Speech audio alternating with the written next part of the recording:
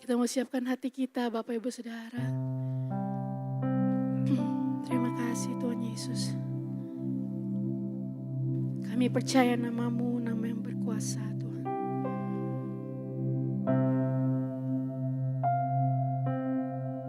Ada kesembuhan di dalam nama Yesus. Ada kuasa di dalam nama Yesus. Thank you Jesus. Ada damai di dalam nama Yesus. Ada kebebasan dalam nama Yesus. Thank you Lord. I just want to speak the name of Jesus over every heart and every mind, 'cause I know there is peace within your presence. I speak Jesus.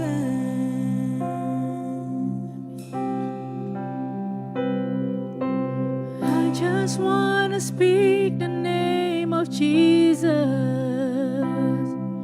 till every dark addiction starts to break, declaring there is hope and there is freedom.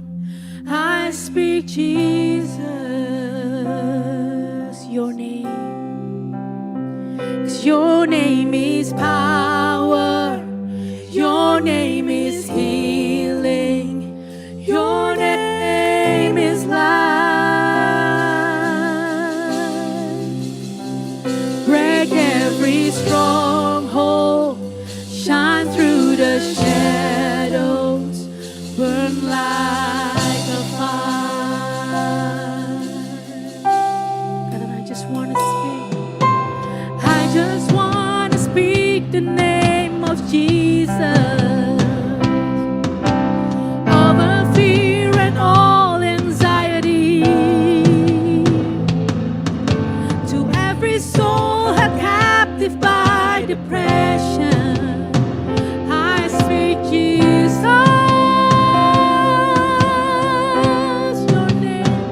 your name is power, your name is healing, your name is life. Break every stronghold, shine through the shadows, burn like a fire. 'Cause your name, your name is power, your name is healing, your name is life. Break every stronghold, shine through the shadows, burn like a fire. Shout Jesus. Shout Jesus from the mountains, Jesus in the streets, Jesus in the darkness over every enemy, Jesus for my family. I speak the holy name, Jesus. Shout Jesus from the mountains, shout Jesus from the mountains, Jesus in the streets, Jesus in the darkness over every enemy, Jesus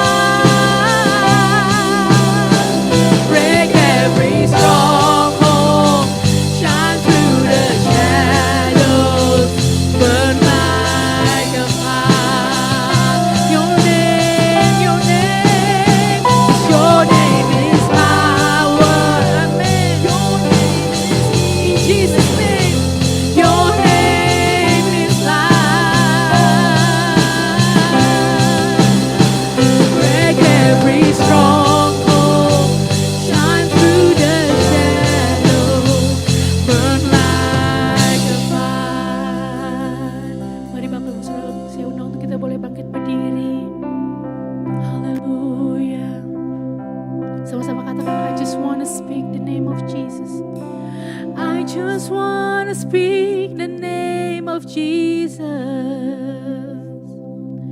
over every heart and every mind. 'Cause I know there is peace within your presence. I speak Jesus. Hallelujah. Shout Jesus. Shout Jesus from the mountains. Jesus in the streets. Jesus in the darkness over every enemy. Jesus for my family. I speak the holy name. Jesus.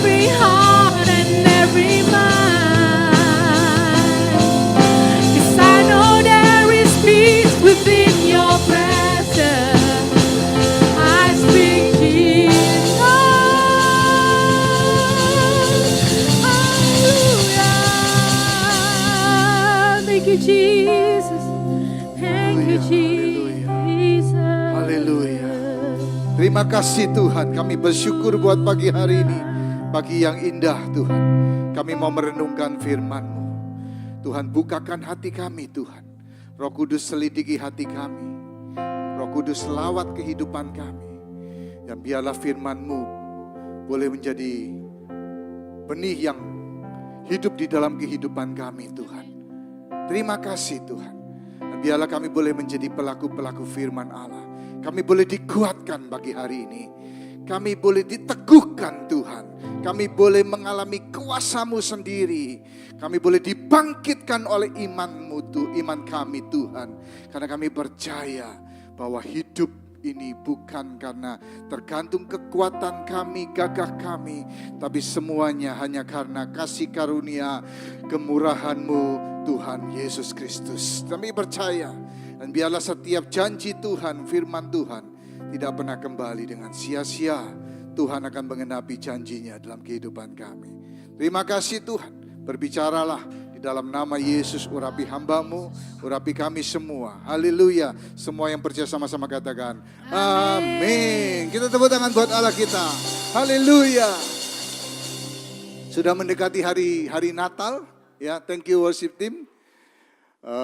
Hari ini saya khotbah Natal, tapi dekorasi Natalnya belum ada. Ya, saya minta favor dari kasih favor ke orang-orang Samoa untuk hias Natal. Ya, tapi ternyata katanya minggu lalu, tapi minggu ini belum dikerjakan. Tapi ya sudahlah. Oke, mungkin minggu depan kita bisa. Oke, puji Tuhan, haleluya. Saudara, selamat datang juga Gwyneth. Ya, sudah lama nggak ketemu. Ya, Gwyneth ini di Sydney udah lulus tahun ini ya, lulus ya. Ya, belum punya pacar ya? Belum ya? Masih single ya? Oke, ya. Ada yang mau, kalau ada yang mau daftar silakan ngomong sama Pak Hanan. Puji, haleluya.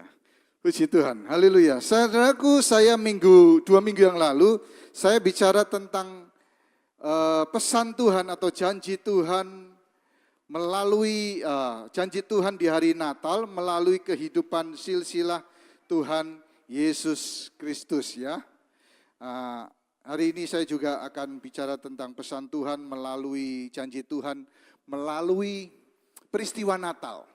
Tapi mungkin saya akan singgung sedikit, khotbah saya 2 minggu yang lalu, saya khotbah tentang janji Tuhan melalui silsilah Tuhan Yesus Kristus. Oke? Di situ ada 3 silsilah yang saya pakai. Yang pertama adalah kehidupan Tamar. Tamar memiliki satu pesan bahwa Tuhan tidak lahir untuk orang yang sempurna, tetapi Tuhan lahir untuk kita semua orang yang berdosa, karena Tamar adalah seorang yang berdosa. Yang kedua, bicara tentang Rut. Rut adalah orang asing, karena itu janji Tuhan. Tuhan itu kita semua orang asing, tetapi Tuhan mengadopsi, mengangkat kita menjadi anak Allah. Amin. Yang ketiga dari Daud, Tuhan itu setia terhadap janjinya, sekalipun kita tidak setia. Sekalipun Daud tidak setia, tapi Tuhan tetap setia. Yang percaya katakan amin. Ya. Nah, melalui Natal kita percaya bahwa janji Tuhan ya dan amin.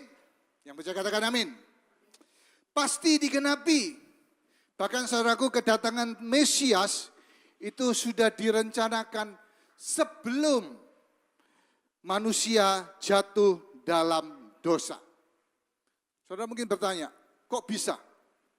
Nah, banyak orang skeptis yang bertanya kepada kita, apakah Allah itu maha tahu? Kita tentu tahu bahwa Allah itu maha tahu.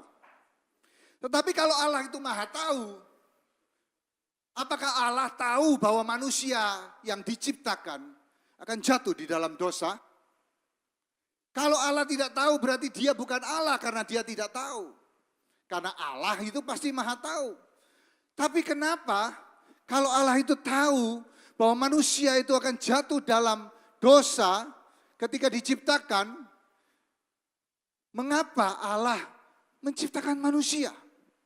Dan itu dipertanyakan orang-orang skeptis, orang-orang yang tidak percaya adanya Tuhan. Kalau Allah itu tidak tahu, kenapa dia masih menciptakan manusia? Kalau dia tahu bahwa manusia itu jatuh dalam dosa. Menurut saudara, Allah itu maha tahu atau Allah itu tidak tahu? Maha tahu. Tapi pertanyaannya kenapa? Kalau dia tahu, kenapa dia harus menciptakan manusia? Padahal dia sudah tahu bahwa manusia itu jatuh dalam dosa. Saudara, saya percaya kita sebagai pasangan suami istri, ya, kita merindukan satu anak. Semua orang yang menikah merindukan anak. Anak sebagai buah cinta dari pasangan itu. Mereka merindukan ada anak yang lahir dari keturunan mereka. Nah, saya percaya bahwa anak yang lahir dari keturunan mereka, mungkin bisa enggak anak itu nanti satu waktu besar, anak yang dilahirkan satu waktu besar akan menjadi anak yang enggak menghormati orang tua, enggak menghormati mereka. Bisa kan? Ada kemungkinan.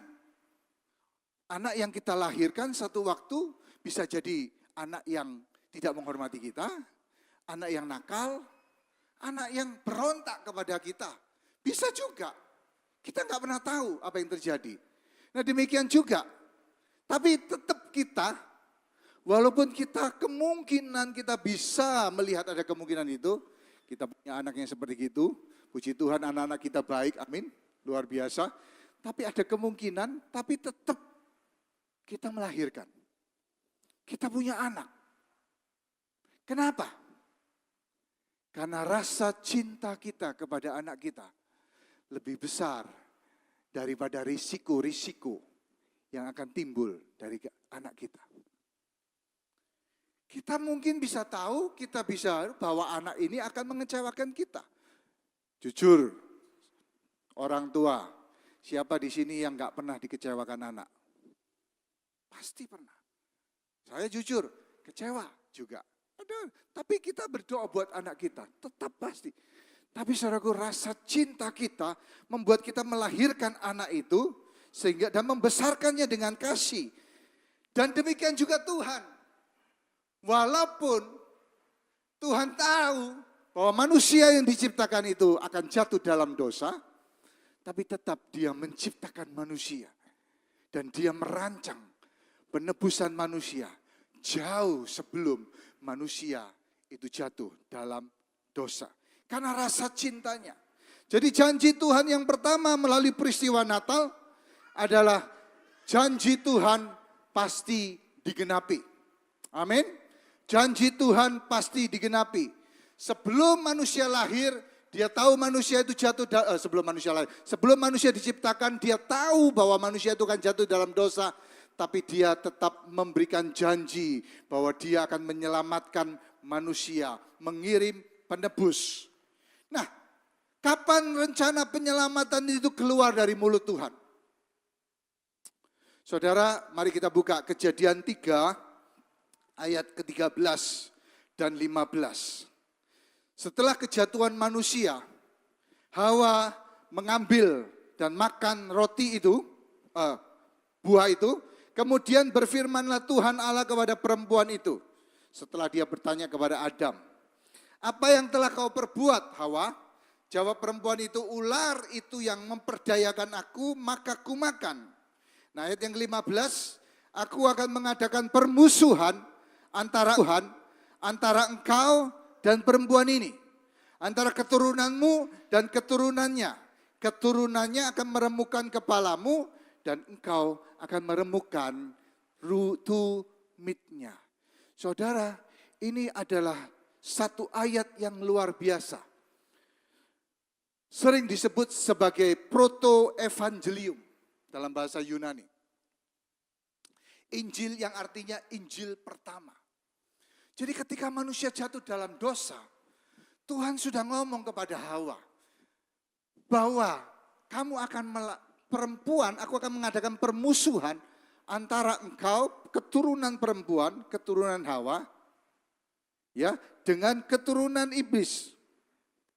Dan itu adalah nubuatan pertama. Bicara tentang penyelamatan. Alkitab juru selamat akan lahir dari seorang perempuan perawan, keturunan perempuan itu. Dan akan meremukkan kepala. Kita tahu bahwa iblis dikalahkan dengan kematian dan kebangkitan Yesus. Juga dikatakan di situ meremukkan tumitnya.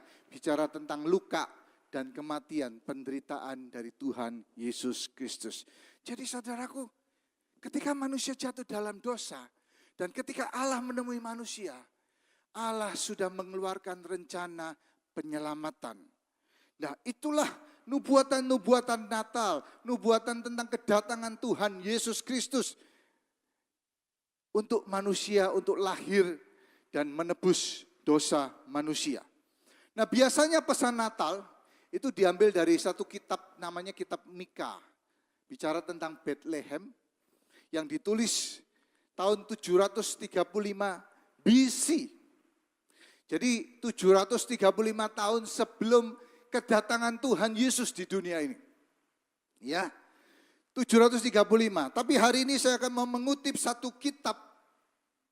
Dalam kitab Ulangan yang ditulis 1446 BC. Jadi hampir kira-kira 1450 tahun sebelum Yesus lahir. Mari kita buka Ulangan 18 ayat yang ke-15.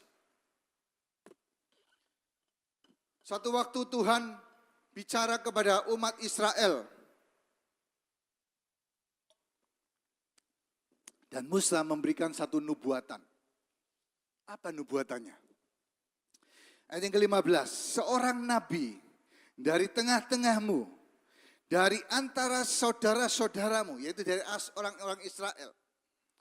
Sama seperti aku akan dibangkitkan bagimu oleh Tuhan Allahmu. Dialah yang harus kamu dengarkan. Ayat 18, seorang nabi, diulang lagi, akan kubangkitkan bagi mereka dari antara saudara mereka seperti engkau ini. Aku akan menaruh firmanku di dalam mulutnya dan ia akan mengatakan kepada mereka segala yang kuperintahkan kepadanya. Jadi saudaraku, ini satu hal yang luar biasa. Ditulis oleh Musa 1450 tahun sebelum, hampir sekitar 14 1400 tahun saudaraku. Luar biasa. Dan di dalam Kisah Para Rasul 3 ayat 22, satu waktu Petrus ketika berjalan ke bait Allah, dan tiba-tiba dia melihat seorang laki-laki yang umur 38 tahun, lumpuh sejak lahir. Dan dia berkata, dan dia mengharapkan orang ini, Petrus, untuk memberikan sedekah. Dan Petrus berkata, emas dan perak aku tidak punya. Tapi dalam yang apa yang kupunyai, dalam nama Yesus, bangkit dan berjalanlah. Maka saudaraku, dia mencatat dalam Kisah Para Rasul 3 ayat 22, dia mengutip ayat yang sama. Bukankah telah dikatakan Musa, Tuhan Allah akan membangkitkan bagimu seorang nabi dari antara saudara-saudaramu sama seperti aku. Dengarkanlah dia dalam segala sesuatu yang akan dikatakannya kepadamu. Jadi saudaraku, ini sesuatu yang menarik. 1450 tahun yang lalu, Musa menulis satu nubuatan. Dan kemudian Yesus lahir, dan kemudian dia mati di atas kayu salib. Kemudian Kisah Para Rasul ketika Petrus membangkitkan orang lumpuh itu sejak lahir. Dan tiba-tiba dia ditanya dengan kuasa apa? Dia cerita tentang Yesus. Bahwa Musa dulu pernah janji, dia akan membangkitkan, Tuhan akan membangkitkan seorang yang seperti aku pada masa ini. Dan dia akan ditaruh firman-Nya, engkau harus mendengarkan dia. Wow, satu hal yang luar biasa. Penggenapan firman yang luar biasa saudaraku. Nah, sama seperti aku. Ternyata saudaraku, kalau saudara Google, ada banyak kejadian-kejadian yang sama yang dialami oleh Yesus dan Musa. Sama-sama. Ada banyak, ada 7 atau 8, tapi hari ini saya akan bagikan kepada saudara satu saja. Sesuatu yang sama yang telah dialami oleh Yesus dan Musa. Yaitu sama-sama menghadapi ancaman pembunuhan saat kelahirannya. Apa yang terjadi pada zaman Musa? Pada zaman Musa, orang Israel itu diperbudak oleh bangsa Mesir. Mereka harus kerja rodi.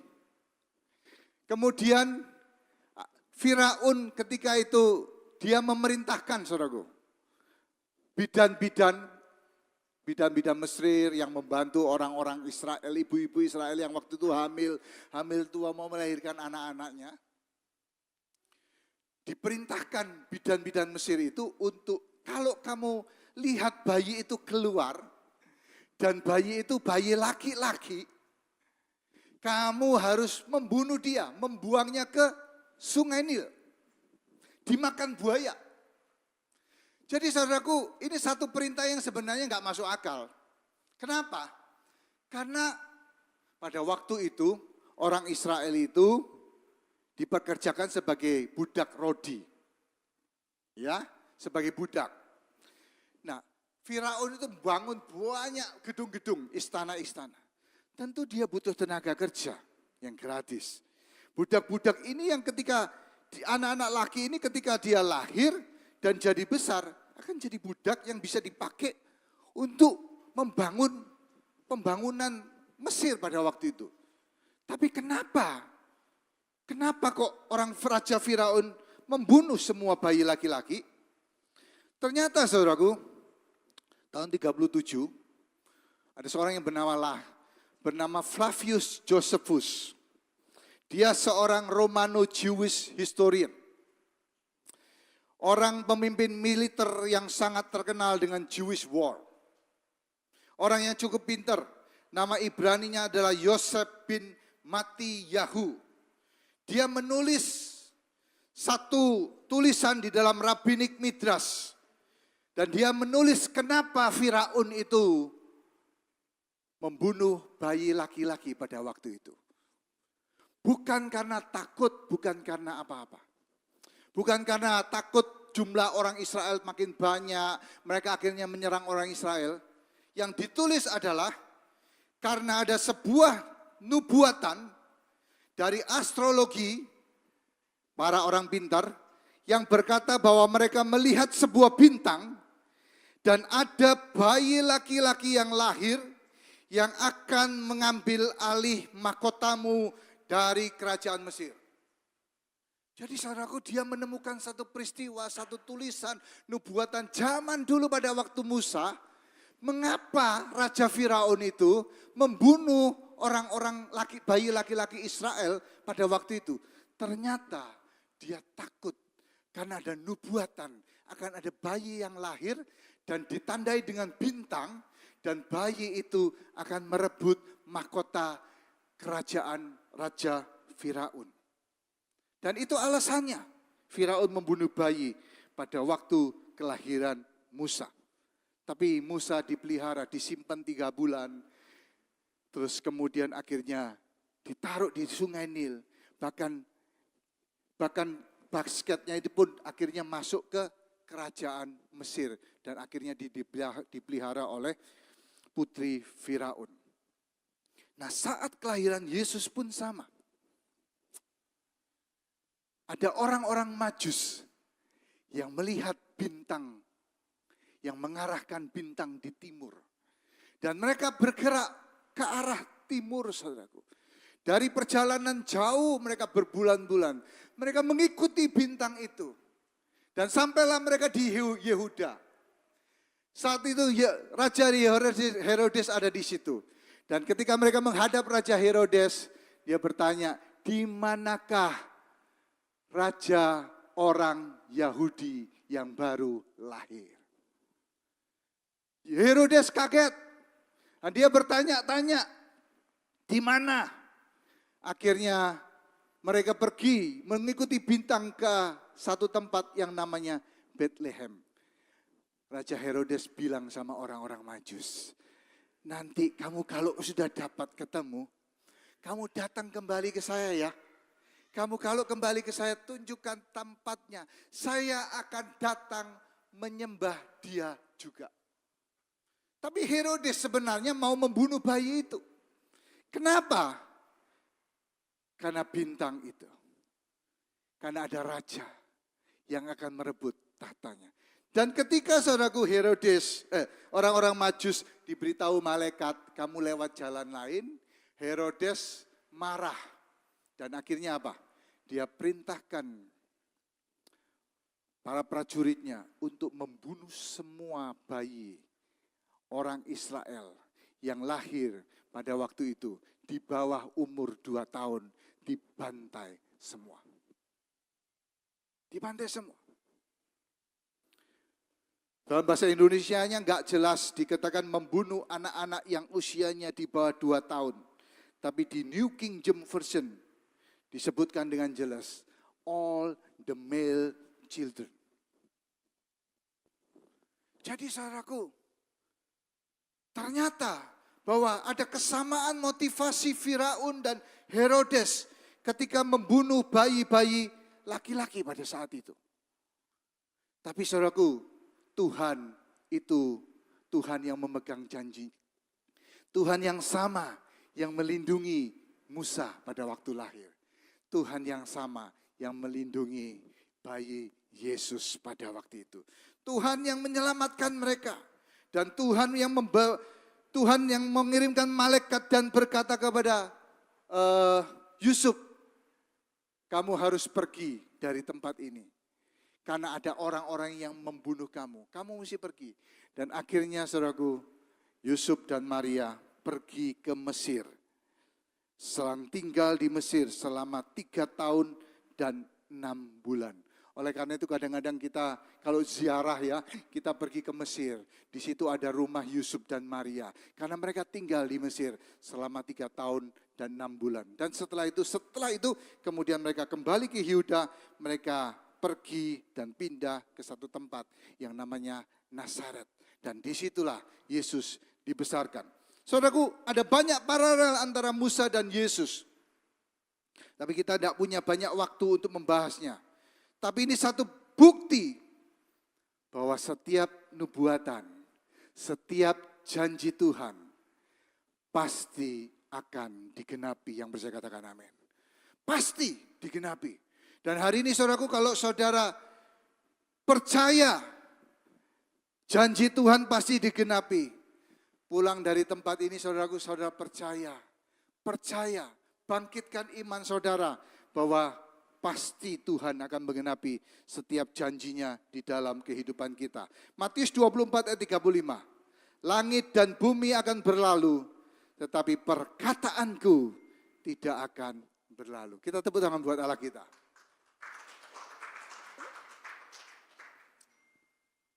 Firman Tuhan tidak akan lewat begitu saja. Semua nubuatan akan digenapi. Yang kedua, pesan dan janji Tuhan yang kedua. Jangan takut. Immanuel, Tuhan beserta kita. Saudara, minggu lalu kita ikut Natal sama-sama di Mandura. Khotbahnya bicara tentang Immanuel, God with us. God in us. Mari kita buka Matius 1 ayat 20 sampai 23.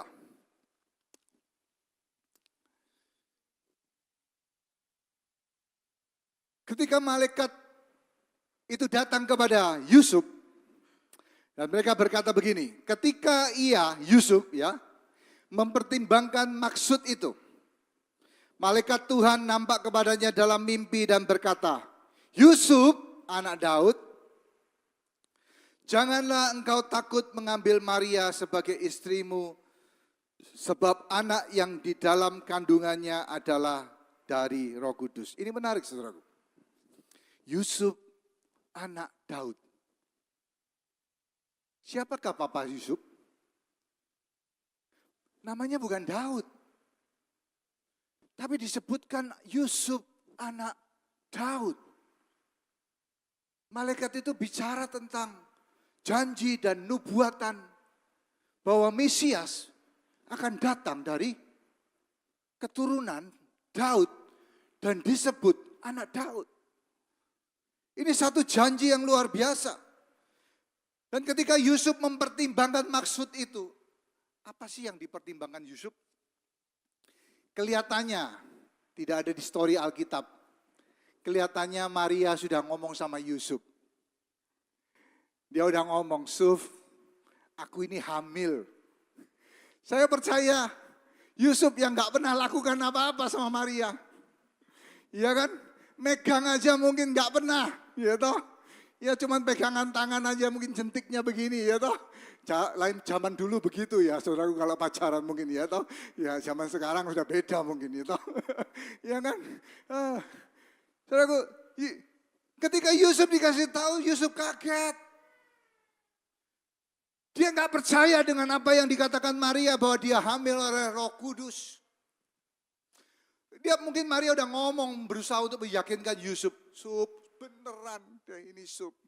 Ada malaikat datang ngomong sama saya, aku akan melahirkan Mesias. Aku akan melahirkan lahir dari Roh Kudus. Ini janji yang nubuatan yang digenapi dari ribuan tahun yang lalu, Sup. Tapi Yusuf, Alkitab katakan, ketika ia mempertimbangkan maksud itu. Artinya apa sih? Yusuf gak percaya sama Maria. Yusuf mau menceraikan Maria secara diam-diam. Dia gak percaya apa yang dikatakan Maria. Tapi saudaraku, Yusuf, malaikat itu pun datang kepada Yusuf. Dan pesan yang sama yang disampaikan malaikat Gibrail kepada Maria, jangan takut. Pesan itu yang sama yang dikatakan malaikat itu kepada Yusuf, jangan takut. Jangan takut, Immanuel, Tuhan menyertai engkau. Jangan takut. Dan saudaraku, bukan cuman Maria dan Yusuf yang menerima pesan itu. Zakaria, Elisabet pun menerima pesan itu. Jangan takut. Engkau akan melahirkan anak. Walaupun Elisabet itu mandul. Gembala-gembala pun pada waktu itu malaikat datang, saudaraku. Mereka lihat pasukan malaikat. Dan dia katakan, jangan takut. Jadi di peristiwa Natal itu ada banyak orang yang menerima pesan yang sama. Pesan yang satu ini. Fear not. Jangan takut. Immanuel. Tuhan menyertai kita. Amin. Saudaraku, hari ini kita menghadapi ujung tahun 2024. Tidak ada yang pernah tahu apa yang terjadi tahun 2025. Dan untuk takut itu sesuatu yang normal. Kita semua pasti bisa mengalami yang namanya kekhawatiran, ketakutan, itu pasti. Ketakutan dan kekhawatiran itu tidak bisa, artinya bisa dialami oleh semua orang. Orang kaya pun bisa mengalami kekhawatiran. Orang miskin juga bisa mengalami kekhawatiran. Orang yang dewasa juga mengalami kekhawatiran. Semua orang pasti bisa mengalami yang namanya kekhawatiran. Saya percaya cuma ada satu yang gak mengalami kekhawatiran. Bayi, saudaraku. Betul? Bayi itu kalau dididik dia nggak pernah khawatir. Kenapa? Karena dia nggak pernah dengar apa yang terjadi. Sehingga dia nggak pernah mengalami kekhawatiran. Tapi setelah kita dengar sekitar kita, apa yang terjadi di dunia ini, saudaraku, kita akan mengalami yang namanya kekhawatiran. Saudaraku, Juli 2019, suku bunga di Australia, suku bunga deposito ya, itu kurang dari 1%. Juli 2019. Tapi hari ini saudaraku, sudah naik hampir 400%. Mengkhawatirkan enggak? Khawatir. Pasti untuk orang-orang yang punya cicilan. Ya kan? Dan bahkan kita mulai tahun depan nanti mulai nyicil gedung ini. Ya kan? Semua orang bisa khawatir. Saya pun khawatir. Bahkan saudaraku, sejak Mei 2022 suku bunga Australia itu telah meningkat secara berkala. Pernah mengalami kenaikan 13 kali dalam 15 bulan. Dunia tidak akan makin baik. Kita bisa takut. Tetapi tidak ada alasan untuk saudara kita semua memelihara yang namanya ketakutan. Karena Immanuel, Tuhan beserta dengan kita. Saudaraku, dalam Lukas 2 ayat yang keempat, waktu itu Kaisar Agustus mengeluarkan satu perintah, decree. Dia mengeluarkan satu perintah bahwa orang harus mendaftar, sensus. Setiap orang harus datang kembali ke tempat kelahirannya, ke kota kelahirannya, hometown. Harus daftar di situ karena mereka mau bikin pajak, ya, karena butuh uang banyak pada waktu itu. Mereka butuh uang banyak sehingga mereka harus daftar di sensus dan akhirnya mereka bisa tahu punya data sensus pada waktu itu. Nggak ada online-onlinean, saudaraku. Kalau sekarang mungkin online sensus ya. Di situ pada waktu itu orang harus kembali ke tempat kelahirannya. Dan itu pun dialami oleh Yusuf dan Maria. Mereka pergi dari kota Nazaret di Galilea Yudea ke kota yang namanya Bethlehem. Bethlehem itu tempat apa? Tempat Daud lahir. Karena mereka keturunan Daud, mereka harus kembali ke kota Daud, yaitu Bethlehem. Saudara, dari Nazaret ke Bethlehem itu 150 km. Yusuf berjalan kaki sambil nuntun Bukan kedelai, keledai. Ya, saya takut salah ini. Keledai yang ditumpangi Maria. Karena dia hamil sambil membawa perbengkalan. Kenapa? Saya berpikir bahwa mereka naik keledai.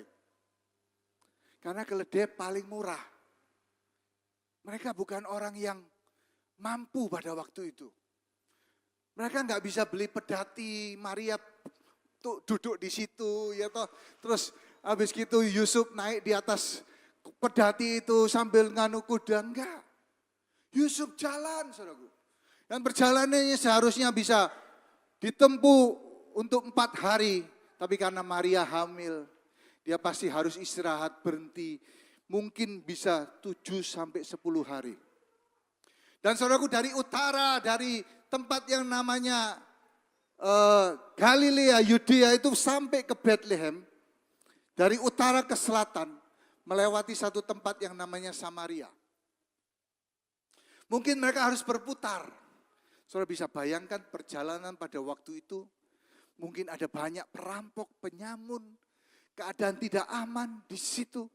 Saudara bisa bayangkan hamil tua. Satu perjalanan yang panjang. Melalui persoalan. Melalui padang gurun. Setelah itu Maria harus melahirkan di kandang. Dan setelah itu harus dikejar-kejar oleh Raja Herodes yang mau membunuh bayi Yesus. Tetapi yang luar biasa, Yusuf dan Maria sudah menerima penglihatan. Malaikat sudah datang dan berkata, Yusuf dan Maria jangan takut. Saudara, satu hal yang tidak mudah, tapi mereka menghadapinya. Mungkin Tuhan membiarkan kita melewati persoalan, kesulitan, tantangan, dan semua yang ada di depan kita. Tapi ini satu pesan yang luar biasa. Jangan takut. Immanuel, Tuhan beserta kita. Saudaraku, mengapa Bethlehem yang dipilih? Bethlehem itu kota yang kecil, kota yang miskin, kota yang tidak ada apa-apanya, saudaraku. Tidak menarik. Kota yang penuh dengan debu pada zaman itu. Tapi saya menangkap ada 2 hal, saudaraku. Bethlehem punya arti. Bethlehem artinya rumah roti. Menunjukkan bahwa roti dari surga itu turun untuk manusia. Menyelamatkan kita. Dan di Bethlehem itu ada satu tempat yang namanya Migdal Eder. Migdal Eder adalah satu tempat di mana mereka menternakkan kambing dan domba untuk dikhususkan bagi korban persembahan di Bait Allah. Saya bisa bayangkan itu. Jadi ada satu tempat Migdal Eder itu khusus orang-orang supply dari situ ke Yerusalem untuk supaya domba yang jantan, bahkan yang cuman sulung, dipelihara, dikuduskan, dan akhirnya dibawa ke Yerusalem untuk dipersembahkan sebagai korban penebusan domba, penebusan dosa manusia. Satu waktu ketika Yohanes melihat Yesus, dia berteriak dan berkata, inilah anak domba Allah. Dia anak domba yang dikorbankan untuk kita semua. Jangan takut. 2 Timotius 1 ayat 7 berkata, sebab Allah memberikan kepada kita bukan roh ketakutan, tapi roh yang membangkitkan kekuatan, kasih, dan ketertiban. Jangan takut. Itu yang pesan yang kedua. Yang ketiga, yang terakhir. Tuhan pasti memberkati kita di tengah kesukaran. Yang pertama, Tuhan pasti menggenapi janjinya. Nubuatan-nubuatan yang sudah ribuan tahun itu loh, digenapi. Pasti janji Tuhan tidak pernah berlalu. Yang kedua, jangan takut. Yang ketiga, Tuhan memberkati kita di tengah kesukaran. Mari kita lihat Matius 2 ayat yang ke-11. Maka masuklah mereka ke dalam rumah itu. Ini orang Majus. Dan melihat anak itu bersama Maria, ibunya. Lalu sujud menyembah dia. Saudara, orang Majus itu tidak datang ketika Yesus lahir di kandang. Mereka masuk ke rumah. Ya. Jadi mereka anak ini sudah agak besar dan orang Majus itu pun datang. Lalu sujud menyembah dia, mereka pun membuka tempat harta bendanya dan mempersembahkan persembahan kepadanya, yaitu emas, kemenyan, dan mur. Dan seringkali di drama-drama Natal itu banyak orang menampilkan 3 orang Majus. Alkitab memang tidak menulis, tapi saudaraku percayalah, nggak mungkin 3 orang. Ya, kalau 3 orang yang datang, orang Majus, pasti Herodes akan tangkap mereka dan disuruh untuk menuntun ke bayi Yesus. Oke? Suruh gitu. Jadi saudaraku, jumlah yang diperkirakan itu lebih daripada itu. Ini orang-orang yang penuh punya kuasa dari Persia. Bahkan ada sebagian orang scholar yang mengatakan bahwa ini raja orang Afrika, Ethiopia. Raja orang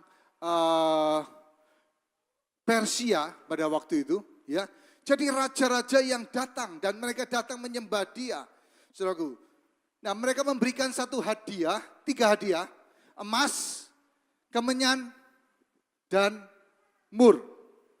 Nah, saudaraku, tidak ada yang tahu berapa jumlahnya, tapi diperkirakan itu jumlah adalah jumlah yang persembahan yang sangat besar.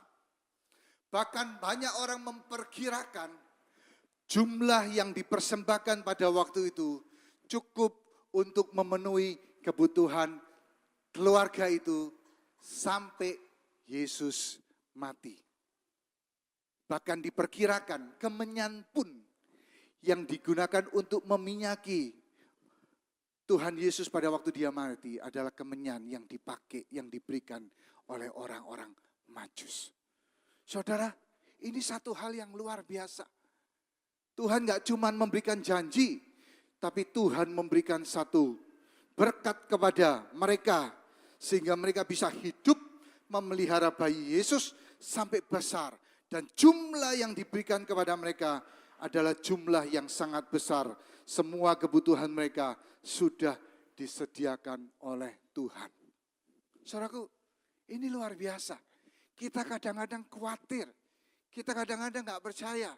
Tapi percayalah bahwa Tuhan sanggup mencukupi kebutuhan kita yang percaya. Katakan amin. Filipi 4 ayat 19.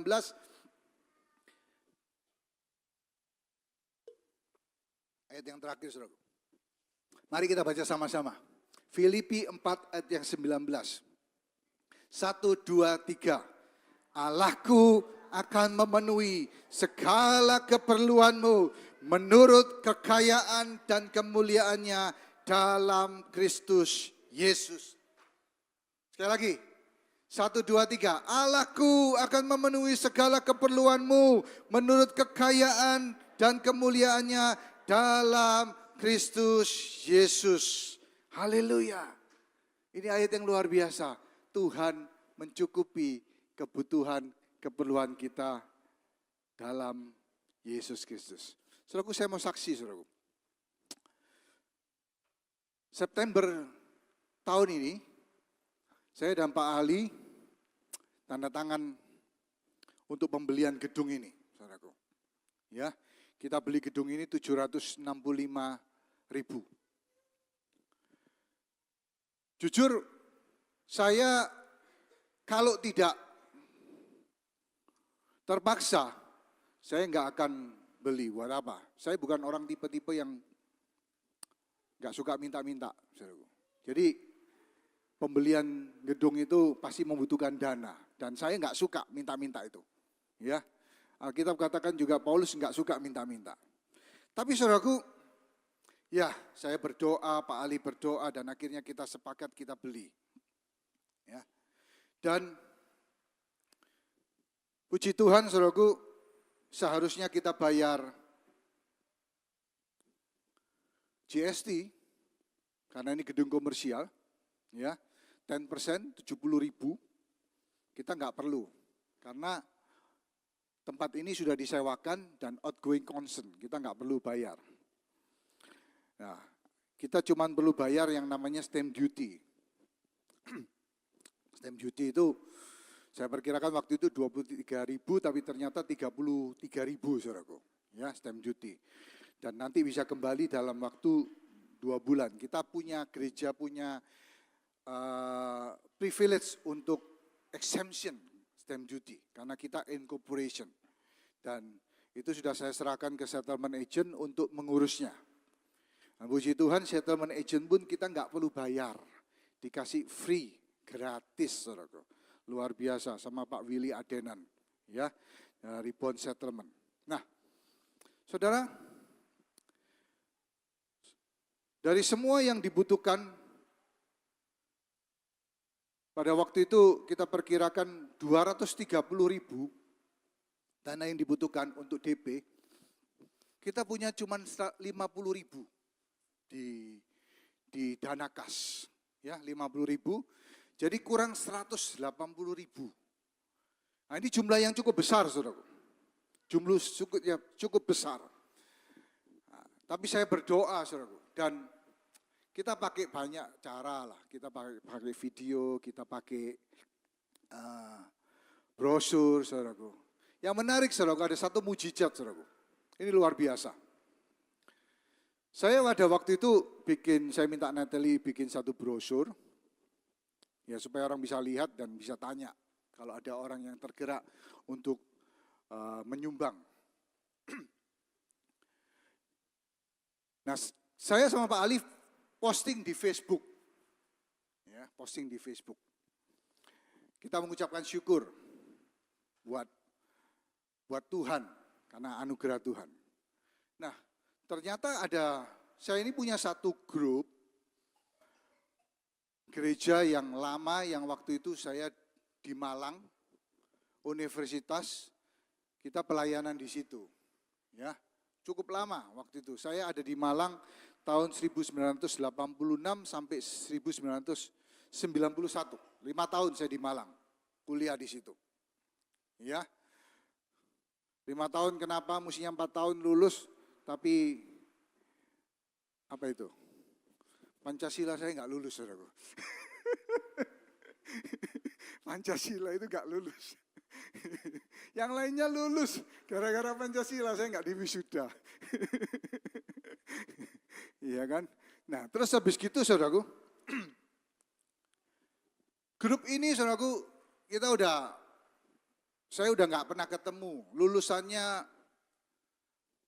kita cukup orang yang luar biasa, youth yang pada waktu itu luar biasa. Ada alumni, ada 3 orang yang jadi hamba Tuhan, pendeta di situ. Ya, 2 di Malang, 1 di Perth. Ya, toh. Terus para pemimpin-pemimpin di situ pun juga menjadi orang-orang yang di marketplace. Mereka jadi orang-orang yang mengadakan seminar sampai hari ini. Ya, luar biasa. Nah, dari tahun 91 itu kita nggak pernah ketemu karena nggak ada Facebook, nggak ada apa-apa lah ya, nggak ada WhatsApp, kita nggak pernah ketemu. Tapi tahun 2012 pada waktu itu kita sempat karena ada WhatsApp, mulai ada, kita tergabung dan akhirnya kita bikin reuni, ya reuni di situ. Nah, reuni itu kita kumpul, tapi saya udah lupa semua karena 30 tahun sudah. Sudah nggak ingat, saudaraku. Yang saya ingat itu cuman orang-orang yang akrab dengan kita, yang youth leadernya. Karena ya saya pemimpin pujian pada waktu itu, ya kan. Terus ya pernah khotbah juga di youth, ya kan. Jadi kita aktif terus kemudian tiap 2 bulan sekali kita pelayanan ke desa, saudaraku. Ya. 2 bulan sekali kita ngumpulkan duit, kita pelayanan ke desa, kita bagi sembako, kita khotbah, kita door to door. Luar biasa lah, ya. Nah, tapi saudaraku, saya enggak posting apa-apa di grup WhatsApp ini. Karena ya saya enggak terlalu, udah jarang konteks, sudah cuma ada beberapa orang yang kenal. Nah ada satu teman saya, itu yang posting, yang ngambil dari Facebook saya ini, diposting ke grup ini. Dia cuma tulis, diposting, yuk bantu yuk. Dan ternyata teman saya di Bali ini pun nggak nyumbang. Nggak nyumbang saudaraku. Ya dia cuma posting begitu aja. Tapi luar biasa loh. Ada satu orang yang respon saudaraku. Besoknya anak ini kontak saya. Ya. Dia tanya-tanya berapa biayanya, butuh berapa begitu ya toh. Nah, saya juga enggak. Ketika saya tahu bahwa ternyata dia ini tahun 90 baru masuk. Jadi saya cuma ketemu dia itu cuma 1 tahun di situ. Di Malang itu. Setelah itu udah enggak pernah ketemu lagi. Dia pernah sempat ketemu sama saya di gedung sebelah situ ya. Karena waktu itu kita ya pengen ketemu teman lama gitu. Tapi saya jujur enggak terlalu akrab sama ibu ini ya. Dan saya juga enggak kenal sama suaminya juga ya. Tapi saudaraku, dia digerakkan Tuhan, dia dijamah Tuhan, dia mau nyumbang saudaraku. Dan saudaraku, akhirnya saya bilang kita punya OCBC, ada rupiah, saudara kamu bisa kamu doa dulu, ya toh, tanya sama suamimu, saya bilang gitu, ya. Akhirnya setelah 2-3 hari dia kemudian doa, dia tanya sama suaminya, saudaraku, luar biasa saudaraku. Dia satu-satunya orang yang respon, saya nggak kenal terlalu akrab dan dekat sekali, tapi Tuhan gerakan dia, dan luar biasa, ya saya sebutkan aja dana yang dikasihkan dia sekitar 150 juta, 15.000 Australia dolar. Kita nggak pernah ketemu. Cuman saya nggak tahu di Malang itu saya ketemu apa enggak, saya lupa, karena cuma 30 orang. Dan di sini cuma ketemu sekali saja. Waktu dia nulis itu saudaraku saya nangis.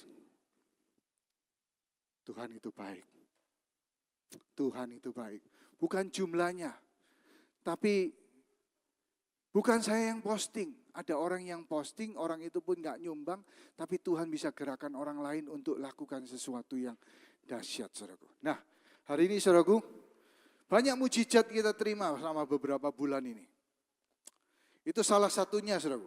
Dari 230.000 yang kita butuhkan, 50.000 gereja punya. Jadi kita butuh 180.000. Dalam waktu 3 bulan, dari September itu kita harus sediakan. Dari janji iman saya mencatat ada 83.500. Jadi kira-kira kita harus raising fund 100.000. Dalam waktu 3 bulan. Saya pikir saudaraku, saya perlu berdoa. Akhirnya ya kita banyak berdoa, kita 2 minggu sekali Rabu doa malam di tempat ini, ya kan? Dari 180.000 itu ternyata yang kita butuhkan, ternyata ada biaya-biaya lagi dari outgoing fee untuk tempat ini, transfer stamp duty itu yang kita mesti bayar, dan finance fee, total semua 200.000. Bukan cuma 180.000, 200.000. Dan sejak dari awal, saya sudah menghitung dari September yang masuk ke account building, dari jemaat ini, juga dari tempat luar, total funding yang kita terima sampai saat ini, saudara, adalah $2.305. $200.305. Gak ada tepuk tangan. 200, saya ulangi lagi ya, $200.305. Dari food ada $4.062.75. Jadi total yang kita terima sampai hari ini adalah $204.067.75. Kita berikan tepuk tangan untuk Tuhan kita. Wow. Terima kasih untuk semua orang-orang yang generous. Tuhan memberkati saudara. Bethany House of Blessing. By the grace of God, we own this building. Tepuk tangan buat Tuhan. Tolong ditampilkan. Kemarin kita transfer ada sekitar 249.005 dolar, saudaraku. Memang ternyata nggak bisa satu kali transfer, 2 kali. Kemarin 200.000 dan nanti ini 49.000. Dari mana duitnya? Tuhan memberkati kita, Tuhan mencukupi segala yang kita butuhkan. Kita tepuk tangan yang meriah untuk Allah kita, haleluya. Allah kita Allah yang luar biasa. Saya panggil para pemain musik. Oh Tuhan itu baik, saudaraku. God is good. God is good.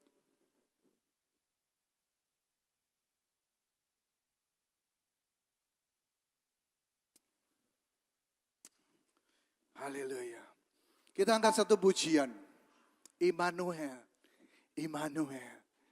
God with us. Saudara, saya percaya bahwa mujizat masih tetap ada. Kemurahan Tuhan, kuasa Tuhan berlimpah atas kita. Haleluya.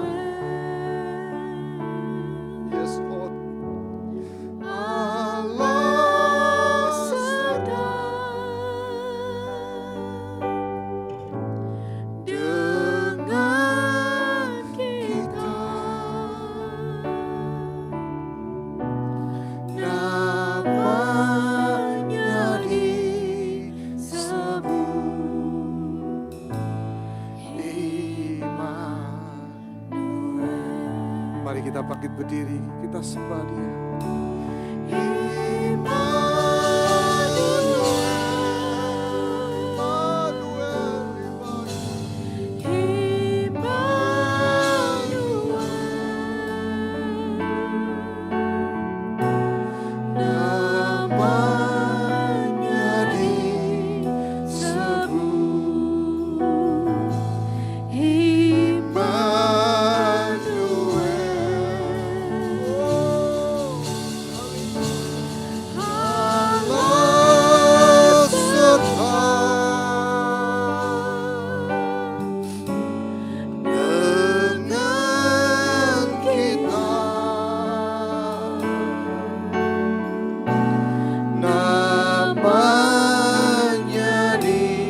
Mari kita angkat tangan satu kita, sementara tangan kita taruh di dada di mana Roh Kudus ada di tempat ini.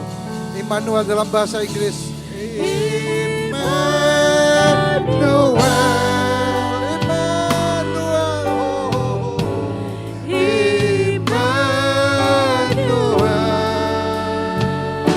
His name is called.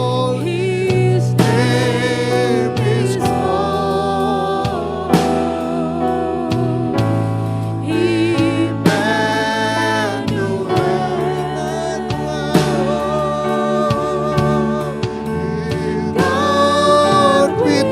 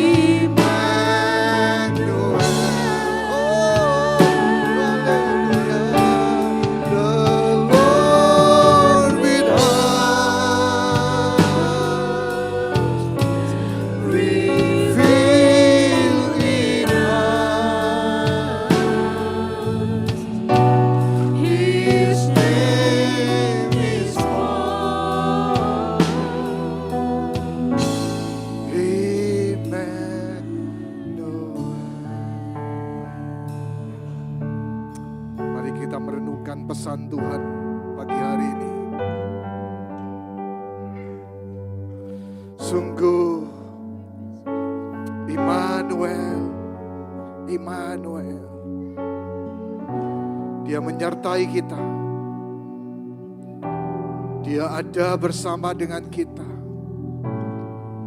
Dia menuntun kita. Mungkin dia membiarkan kita jatuh, tapi dia tidak pernah membiarkan kita tergeletak. Mungkin kita dibiarkan sakit, tapi percayalah bahwa Tuhan yang sama yang memberikan kesembuhan. Immanuel, Immanuel. Kita tidak pernah sendiri. Penyertaan Tuhan dalam kehidupan kita. Bapak Ibu yang terkasih, saudara yang terkasih, apapun yang kau alami saat ini, mungkin tidak mudah. Mungkin kau saat ini bertanya, kenapa aku harus alami hal-hal ini Tuhan? Tapi Alkitab menunjukkan Immanuel, Immanuel. Yusuf dan Maria pun tidak dibiarkan sendiri. Sekalipun mereka menghadapi banyak persoalan. Sekalipun mereka menghadapi tantangan yang ada. Sekalipun mereka mungkin akan menghadapi gosip, menghadapi cemoohan dari orang-orang yang tidak percaya akan kehamilan Maria oleh Roh Kudus. Tetapi mereka sudah dikuatkan oleh Tuhan.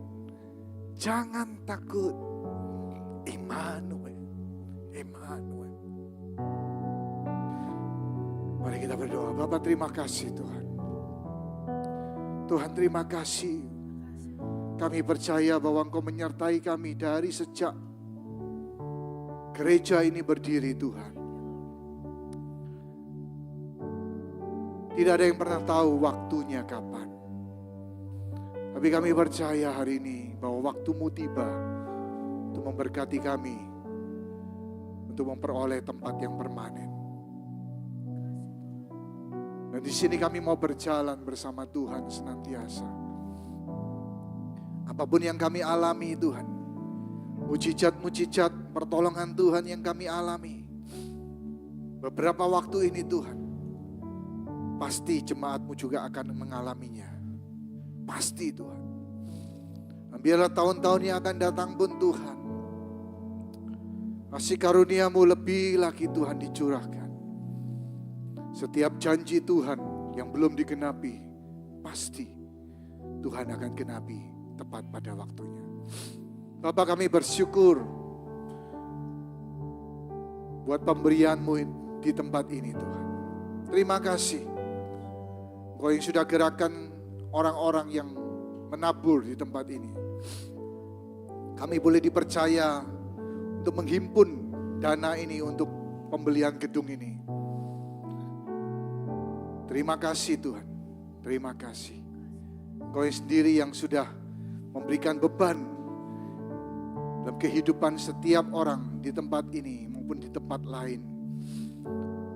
Dan kami berdoa setiap taburan mereka Tuhan, Kau perhitungkan dan Kau memberkati mereka sesuai dengan iman mereka Tuhan. Sesuai dengan apa yang beban dalam kehidupan mereka. Terima kasih. Kau buka tingkap-tingkap langit, Kau memberkati. Tuhan sanggup memberkati. Seperti Yusuf dan Maria, Tuhan mencukupi segala kebutuhan kami. Keperluan kami, Tuhan cukupi. Dan bahkan Tuhan dari bulan ke bulan pun kami percaya bahwa Tuhan menyediakan segala keperluan kami untuk menyicil tempat ini. Bahkan Tuhan tahun demi tahun Tuhan kami percaya Tuhan ada 500-an ribu yang kami harus lunasi. Kami percaya Tuhan tiap tahun kami bisa raising fund 100 ribu dan dalam waktu 3-5 tahun semua hutang kami akan lunas Tuhan. Kami percaya dalam nama Yesus. Immanuel,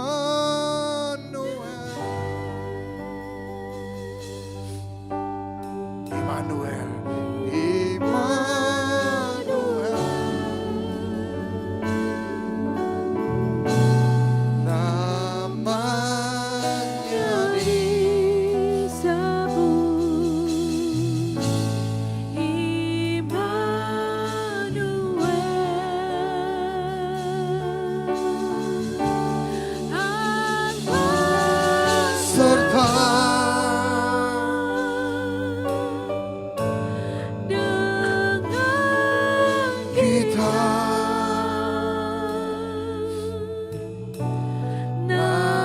namanya disebut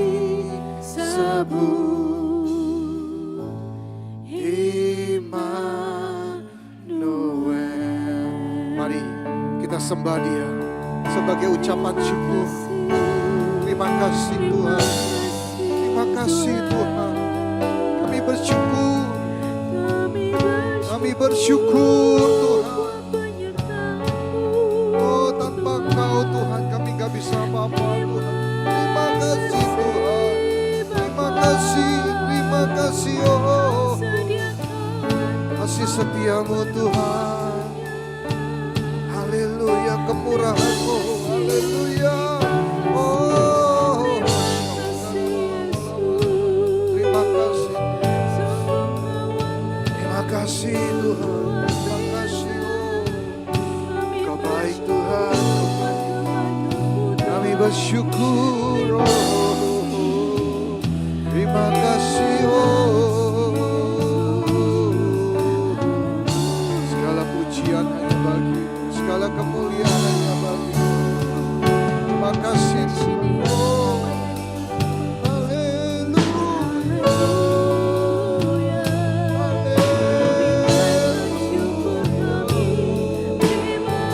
Tuhan menolong kami. Tuhan menolong kami. Tuhan menuntun kami. Oh, terima kasih Tuhan. Terima kasih Tuhan. Haleluya. Terima kasih Tuhan, kami bersyukur buat hadirat-Mu di tengah kami. Buat pimpinan Tuhan di tengah-tengah kami. Alkitab katakan seperti bermimpi kami. Tapi Tuhan itu baik. Allah yang luar biasa.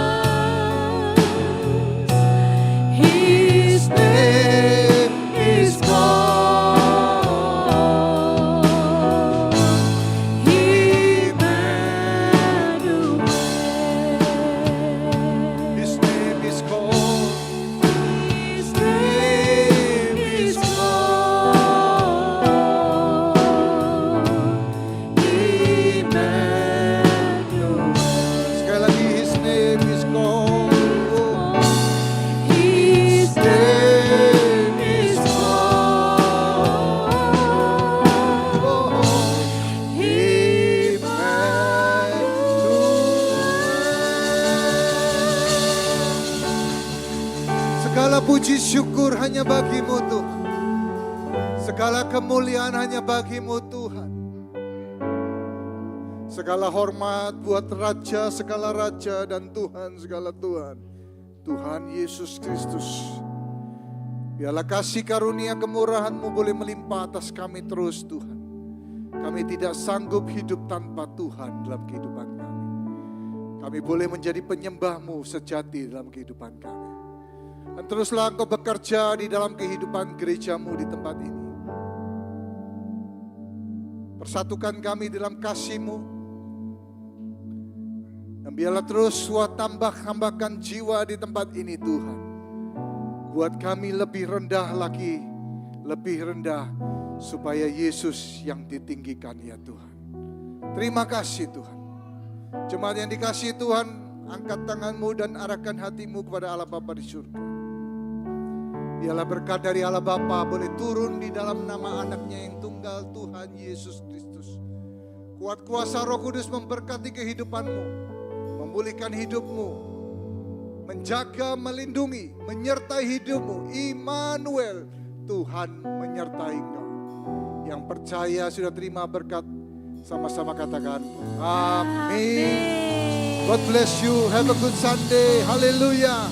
Amin.